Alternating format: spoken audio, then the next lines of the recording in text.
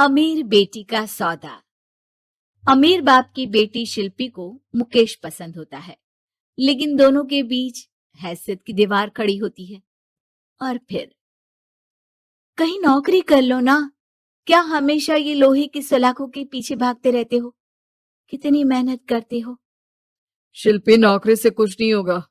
तुम लोगों की हैसियत तक पहुंचना है तो अपना ही बिजनेस करना पड़ेगा, वरना तुम्हारे पापा किसी और से तुम्हारी शादी करवा देंगे। अच्छा, ऐसे किससे करवा देंगे? मैं तो तुमसे ही शादी करूंगी। बोल दिया तो बोल दिया, बस। मुकेश उस बेचारी को समझाता भी तो क्या। दुनिया के रीति रिवाजों से काफी दूर थी शिल्पी। भले ही बड़े बाप की बेटी, लेकिन सादगी इतनी कि क्या कहना। बेटा शिल्पी, कल तुमको देखने लड़के वाले आने वाले हैं, तैयार रहना। मैंने तुम्हारी माँ को समझा दिया है। घर के सारे नौकर चाकर को वो समझा देगी कि स्वागत कैसे करना है। कैसी बात कर रहे हैं पापा? मैं तो मुकेश से प्यार करती हूँ, उसी से शादी करूंगी। मैंने आपको बताया था ना। मुकेश किसका बेटा है? वो स्टील किंग सिंघानिया का, या वो जो बड़े ज्वेलरी वाले हैं मेहता, उनका? नहीं नहीं पापा, वो अपना ही काम करता है, लेकिन एस्टेब्लिश नहीं है अभी। पापा, वो आपके पास तब आएगा जब कुछ बन जाएगा। आप प्लीज थोड़ा सा वक्त दे दीजिए। पिता को शिल्पी की बात पर गुस्सा आ जाता है। वो उससे कुछ नहीं कहते और शिल्पी की माँ के पास जाते हैं। ये संस्कार देकर बड़ा किया तुमने शिल्पी को, और कैसे मैं किसी भिखारी के साथ उसकी शादी कर दूं? कौन है ये मुकेश? मैं जानती हूँ, बड़ा ही होनहार लड़का है। शिल्पी से बहुत प्यार करता है और शादी करना चाहता है। अरे ऐसे कैसे मैं किसी से भी अपनी बेटी की शादी कर दूं? कोई भी उठकर आए और कहे कि मैं शादी करना चाहता हूं तो मैं शादी कर दूं? कान खोल कर सुन लो, कल उसे अच्छे से तैयार कर देना, क्योंकि जो लड़का मैंने देखा है शिल्पी के लिए, वो करोड़पति घर का बेटा है, समझी?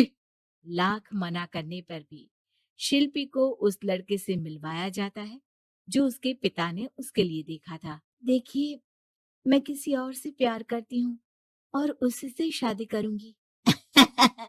ये तो बहुत अच्छी बात है कि तुम किसी और से प्यार करती हो, क्योंकि मैं भी किसी और से प्यार करता हूँ।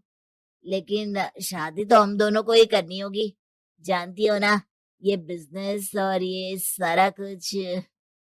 शिल्पी को समझ में नहीं आता कि वो क्या कह रहा है, लेकिन वो समझ जाती है कि वो लड़का भी किसी और से प्यार करता है।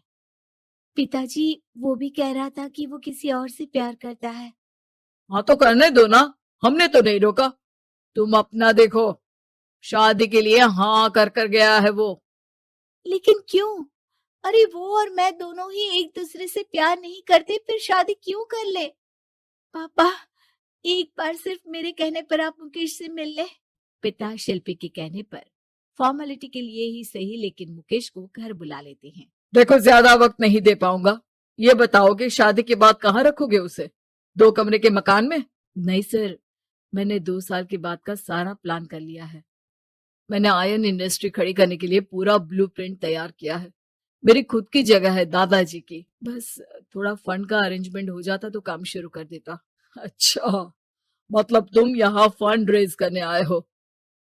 मुकेश समझ जाता है कि उसके पिता शिल्पी की शादी उससे कराने के मूड में नहीं है। फंड आप कभी दे भी नहीं पाएंगे मुझे तो सिर्फ शिल्पी चाहिए। मैं उसके बिना नहीं रह सकता सर। मैं उसे बहुत खुश रखूंगा। वो तो हर पति का धर्म होता है। वो तो मैं किसी से भी उसकी शादी करा दूं, वो उसे खुशी रखेगा। लेकिन देखो, मैं ज्यादा बात को घुमाना नहीं चाहता। वो बड़े घर की लड़की है, उसे काम काज की आदत नहीं। अभी वो समझ नहीं रही, लेकिन तुम तो समझो। मैं किसी भी हालत में शिल्पी की शादी तुमसे नहीं करवा सकता। मुकेश पिता से लाख मन्नतें करता है, लेकिन वो नहीं मानते। शिल्पी की शादी उस अमीर लड़के से हो जाती है। शादी के बाद क्या हम लोग मेरी माँ के घर चले? मुझे उन लोगों की बहुत याद आ रही है। हाँ हाँ, जाओ जाओ। वैसे भी आज मैं अपनी गर्लफ्रेंड के साथ मसूरी जा रहा हूँ, तुम जा सकती हो। कैसी बात कर रहे हैं? अब हम लोगों की शादी हो गई है, आप कैसे किसी और लड़की के साथ जा सकते हैं? अरे मैंने तो तुम्हें शादी के पहले ही बता दिया था कि मेरी कुछ गर्लफ्रेंड्स है। अब प्लीज ये टिपिकल बीवी वाला रोना धोना शुरू मत कर देना।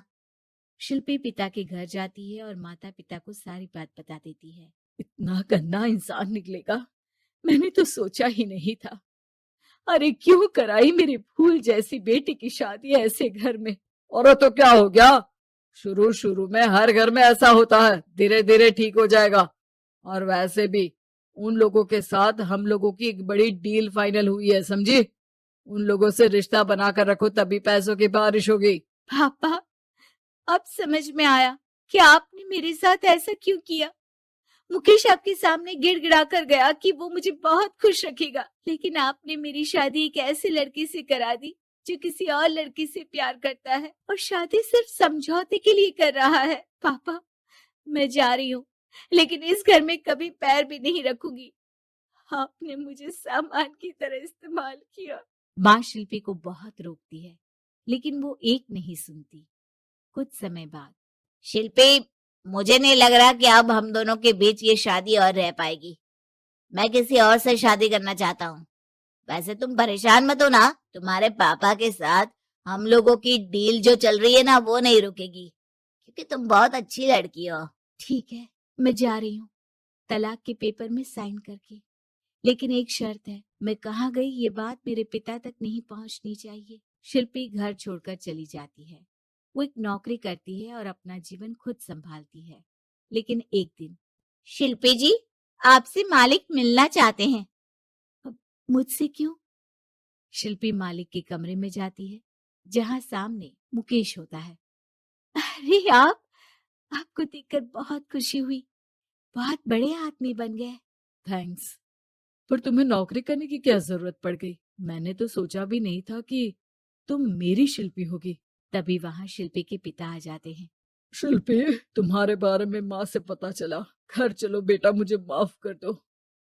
मुकेश, मैं यहाँ अपनी कंपनी के काम के लिए आया हूँ। तुम्हारी कंपनी की डील अगर हमें नहीं मिली तो हम बर्बाद हो जाएंगे। वैसे अब तुम चाहो तो शिल्पी की शादी मैं तुमसे कराने को तैयार हूँ। बस करिए पापा, ये क्या सौदा लगा रखा है आपने। जिस कंपनी से आपकी डील हो, अपनी बेटी की शादी उसी के घर करा देते हैं। शिल्पी मुकेश से माफी मांगती है और वहां से जाने लगती है कि मुकेश उसे रोक लेता है। रुको शिल्पी, ये सब कुछ तुम्हारे लिए है। ये कंपनी, ये नाम सिर्फ तुमसे शादी करने के लिए ही खड़ा किया था। मैं आज भी तुमसे बहुत प्यार करता हूँ।